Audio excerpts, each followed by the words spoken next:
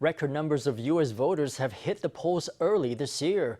In many states, early voter numbers have surpassed those of past years.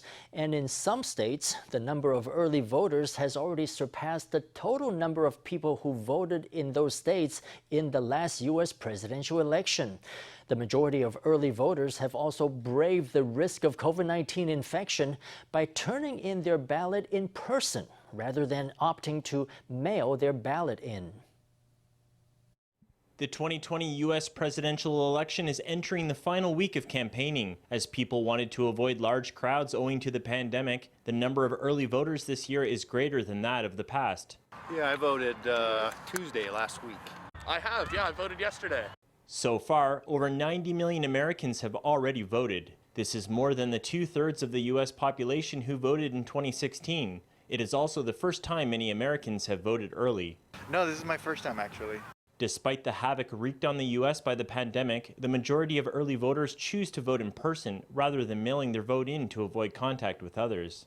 I've always felt a lot better about being there and putting my vote in person. Mail will put a lot of pressure on the system. We had access to early voting in person in our town, so we did it. Many voters in Virginia rushed to vote on the evening before polls closed. Staff at the ballot boxes provided free face masks and hand sanitizer to avoid sending away voters who came unprepared.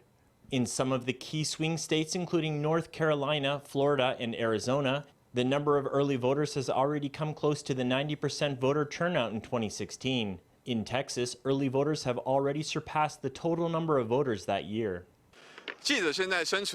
I am standing here on Washington's Pennsylvania Avenue. At the end of the street is the US Congress building, and this building just behind me is the Trump International Hotel. During campaigning for the 2016 election, Trump once said that regardless of the outcome of that election, he would be living on Pennsylvania, referring to the White House and this hotel.